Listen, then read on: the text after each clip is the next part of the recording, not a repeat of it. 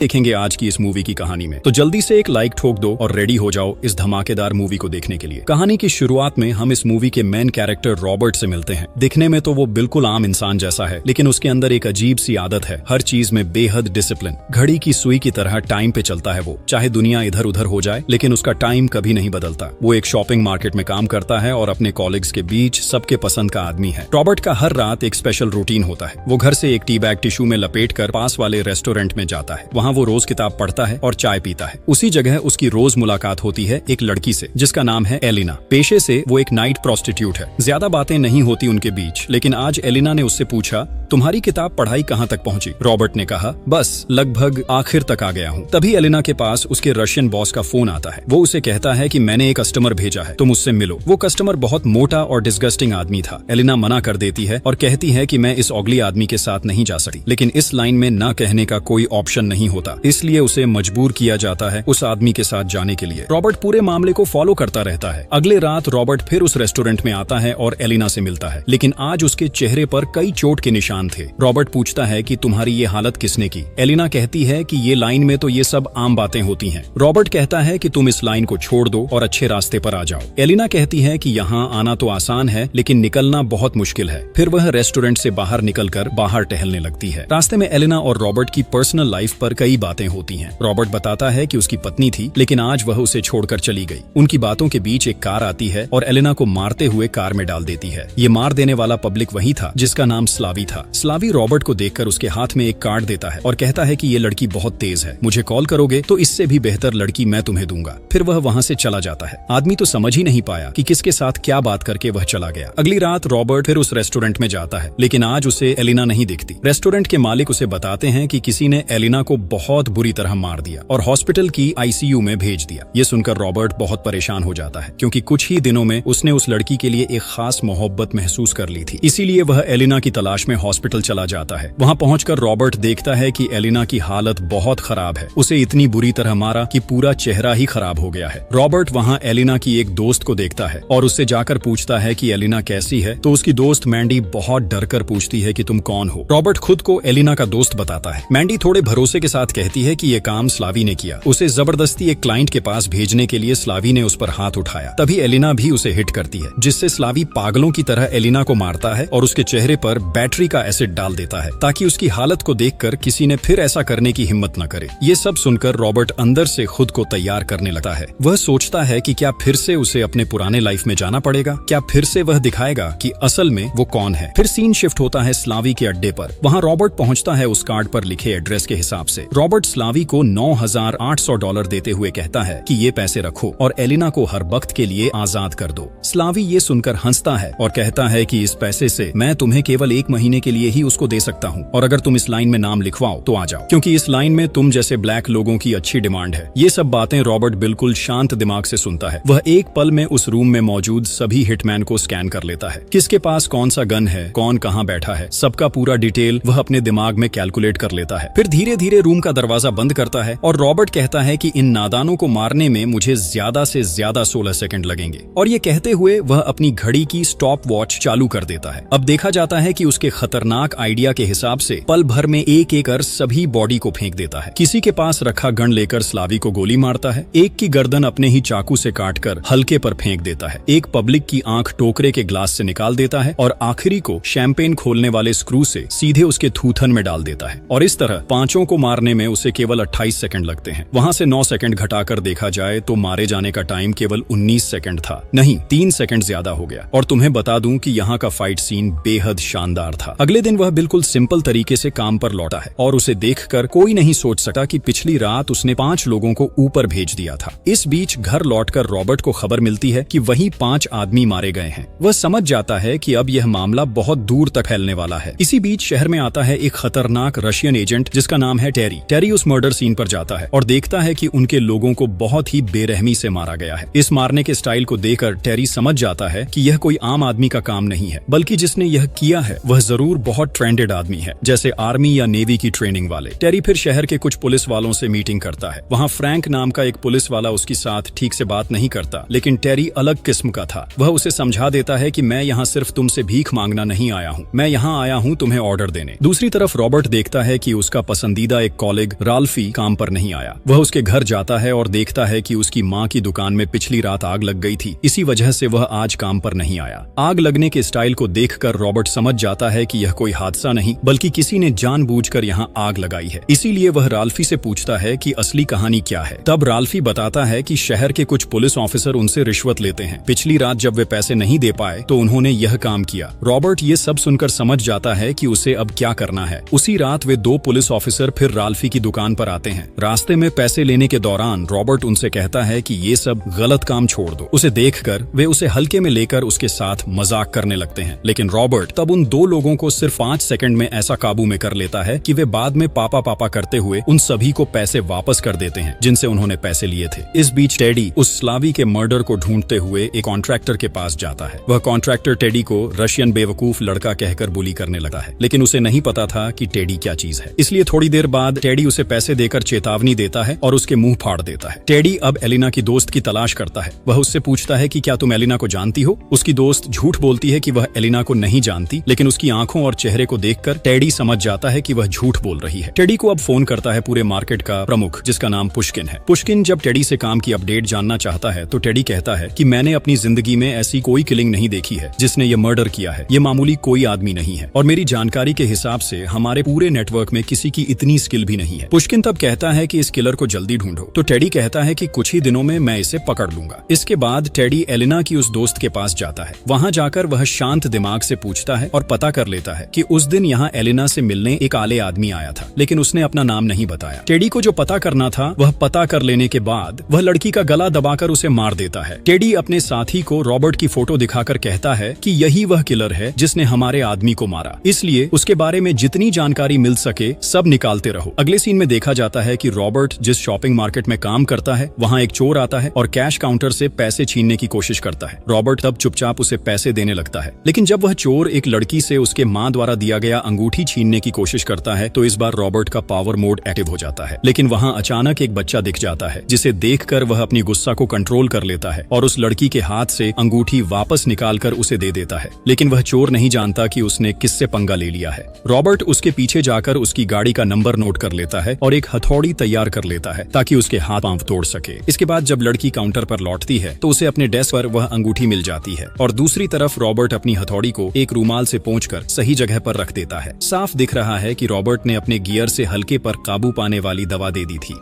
अगले सीन में teddy Robert के घर पहुंचता है। वहां वह खुद को डिटेक्टिव बताकर रॉबर्ट से शांत दिमाग से बातें करने लगा है। रॉबर्ट की आंखों को देखकर टेडी को समझने में देर नहीं लगती कि यही वह आदमी है जिसने सभी को एक साथ मारा था और रॉबर्ट भी समझ जाता है कि वह कोई एजेंट या पुलिस ऑफिसर नहीं है। इसलिए वह सीधे सवाल करता है, मुझे तुम कैसे पकड़ लिया? मैंने कहीं कोई फुटप्रिंट नहीं छोड़ी। टेडी तब बताता है कि लोगों को ढूंढना हमारा काम है। रॉबर्ट तब कहता है, यही तो मैं जानने आया हूँ कि आखिर यह आदमी कौन है। टेडी तब कुछ कहे बिना वहाँ से चला जाता है। नीचे जाकर कार में बैठते समय वह कहता है कि अब तक जो हमने इस आदमी के बारे में जाना वह सब गलत था। यह कोई मामूली आदमी नहीं है। इसलिए वह पूरी टीम को उस आदमी की तलाश करने के लिए भेज देता है। अपनी पूरी इन्फॉर्मेशन लेकर वह कहता है कि इस आदमी का कोई क्राइम रिपोर्ट नहीं है। वह ठीक से टैक्स भरता है, अच्छी नौकरी करता है और बिल्कुल सिंपल जिंदगी जीता है। टेडी कहता है कि सब कुछ इतनी परफेक्ट तरीके से प्लान किया गया है कि यह आदमी जरूर किसी मिलिट्री में रहा होगा और अगर ऐसा नहीं होता तो इतनी ठीक से अपनी पूरी इन्फॉर्मेशन छुपाना इम्पॉसिबल है। इस बीच रॉबर्ट अपने घर के डिफरेंट जगहों पर कैमरे लगाना शुरू करता है। साथ ही वह वहां कुछ ऐसे एविडेंस रखता है ताकि अगर कोई भी इस कमरे में आए तो कोई इन्फॉर्मेशन बाहर ना निकाल सके। असल में रॉबर्ट ऐसा आदमी था जिसका पुराने रिकॉर्ड्स की कोई इन्फॉर्मेशन पूरी दुनिया में मौजूद नहीं थी। इसके बाद टेडी एक आदमी भेजता है रॉबर्ट के उस रेस्टोरेंट में जहां वह रोज जाता है, क्योंकि उन्हें अपनी आंखों से यह प्रूफ चाहिए था कि क्या यह वही खतरनाक किलर है